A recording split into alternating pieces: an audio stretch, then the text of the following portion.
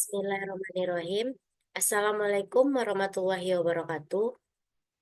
Alhamdulillah Rabbil Alamin. Assalatu wassalamu ala asrofil anbiya'i wal mursalin wa ala alihi wa sahbihi rasulillahi ajma'in.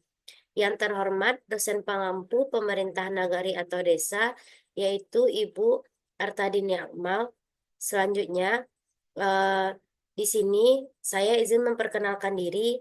Saya Resya Aulia Putri dengan NIM 2104275 akan mempresentasikan tugas akhir pemerintah nagari atau desa dengan judul Sistem Pengawasan Terhadap Pelaksanaan Program atau Kegiatan Melalui Bamus Nagari di Nagari Kapelgam, Kecamatan Bayang, Pesisir Selatan, yang dilatar belakangi dengan Nagari Kapelgam, Kecamatan Bayang, Pesisir Selatan merupakan salah satu wilayah yang menerapkan sistem pemerintahan berbasis adat dengan peran Badan Musyawarah Nagari atau Bamus Nagari sebagai lembaga pengawasan utama. Sebagai institusi yang bertugas memastikan akuntabilitas dan transparansi dalam pelaksanaan program atau kegiatan di tingkat nagari, Bamus Nagari memiliki peran penting dalam menjamin tercapainya pembangunan berkelanjutan. Namun, tantangan yang dihadapi dalam pelaksanaan fungsi pengawasan mengindikasikan perlunya transformasi sistem pengawasan yang lebih adaptif terhadap perkembangan zaman. Yang merupakan rumusan masalahnya yang pertama yaitu bagaimana kondisi sistem pengawasan Bamus Nagari terhadap pelaksanaan program atau kegiatan di Nagari Kapelgam saat ini. Yang kedua, apa saja kendala yang dihadapi dalam pengawasan tersebut. Dan yang terakhir yaitu bagaimana strategi transformasi sistem pengawasan melalui Bamus Nagari untuk meningkatkan efektivitas pelaksanaan program atau kegiatan di Nagari Kapelgam. Yang pertama yaitu kondisi pengawasan Bamus Nagari terhadap pelaksanaan program atau kegiatan di Nagari Kapelgam saat ini. Bamus Nagari yang terdiri dari tokoh masyarakat dan perwakilan dari setiap jorong memiliki peran yang strategis dalam memastikan bahwa pelaksanaan program yang dilaksanakan sesuai dengan aturan yang berlaku dan memenuhi kebutuhan masyarakat. Pada tahap ini, sistem pengawasan Bamus Nagari cenderung bersifat kolektif dan berbasis partisipatif, di mana setiap anggota BAMUS berperan serta dalam mengevaluasi jalannya program dan kegiatan yang dilakukan oleh pemerintah nagari. Kondisi ini masih dipengaruhi oleh faktor tradisi dan budaya lokal yang kuat yang masih berfokus pada mekanisme tradisional, seperti rapat musyawarah dan laporan tahunan. Yang kedua yaitu kendala yang dihadapi dalam pengawasan oleh Bamus Nagari. Salah satu kendala utama yang dihadapi adalah terbatasnya kapasitas sumber daya manusia di tubuh Bamus Nagari itu sendiri. Sebagian besar anggota BAMUS masih belum memiliki pemahaman mendalam mengenai prinsip-prinsip pengawasan yang efektif, seperti akuntabilitas, transparansi, dan pendekatan berbasis data.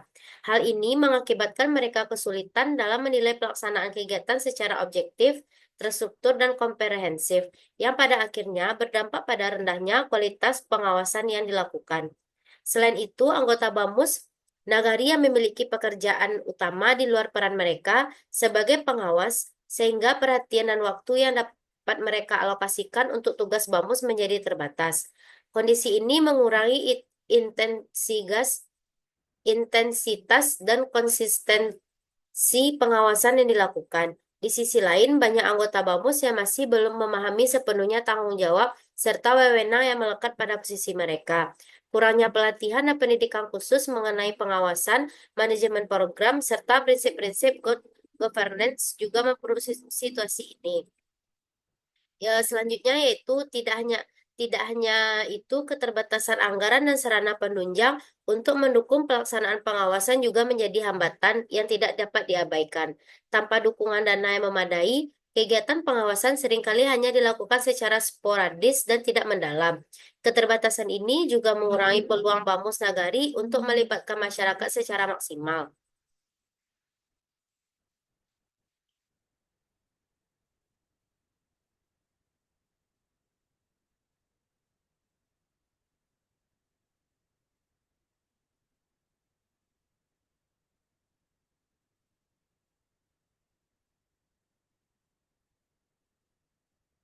secara maksimal dalam proses pengawasan. Selain hambatan internal, Bamus Nagari juga menghadapi tantangan eksternal yang cukup besar, terutama dalam memastikan bahwa hasil pengawasan mereka diakui dan diimplementasikan oleh pemerintah nagari.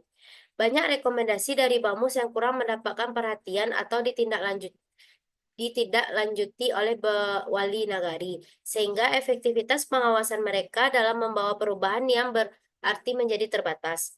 Selanjutnya yang terakhir yaitu strategi transformasi sistem pengawasan melalui Bamus Nagari untuk meningkatkan efektivitas pelaksanaan program atau kegiatan di Nagari Kapelgam. Untuk meningkatkan efektivitas pelaksanaan program atau kegiatan melalui Bamus Nagari di Nagari Kapelgam, diperlukan transformasi sistem pengawasan yang lebih modern, terstruktur, dan adaptif terhadap perkembangan zaman. Proses transformasi ini mencakup berbagai dimensi yang saling terkait, seperti penguatan kapasitas sumber daya manusia, penggunaan teknologi informasi, kolaborasi dengan pihak eksternal, serta peningkatan transparansi dan akuntabilitas. Salah satu strategi yang sangat penting ialah yang pertama yaitu peningkatan kapasitas sumber daya manusia di Bamus Nagari melalui program pelatihan dan pendidikan yang komprehensif. Yang kedua, transformasi sistem pengawasan juga memerlukan peningkatan transparansi dalam seluruh proses pelaporan, monitoring, dan evaluasi. Dan yang terakhir, koordinasi internal di antara anggota Bamus dan antara Bamus dengan pemerintah nagari juga ditingkatkan. Koordinasi yang baik dapat dicapai melalui perbaikan mekanisme, komunikasi, penyusunan pedoman kerja yang jelas, serta pembagian tugas dan tanggung jawab yang spesifik. Selanjutnya yaitu kesimpulan. Berdasarkan pembahasan yang telah diuraikan dalam bab sebelumnya, dapat disimpulkan bahwa sistem pengawasan yang diterapkan oleh Bamus di Nagari Kapelgam, Kecamatan Bayan, Pesisir Selatan masih memiliki beberapa tantangan.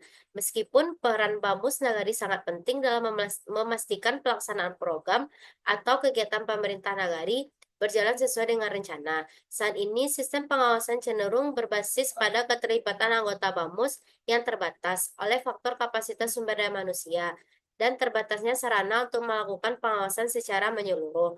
Keterbatasan ini ditambah dengan kurangnya transparansi dalam laporan dan menghambat efektivitas pengawasan yang dilakukan oleh Bamus Nagari. Baiklah, sekian presentasi saya pada kali ini. Kurang dan lebihnya saya mohon maaf. Wabillahi taufiq wal hidayah. Wassalamualaikum warahmatullahi wabarakatuh.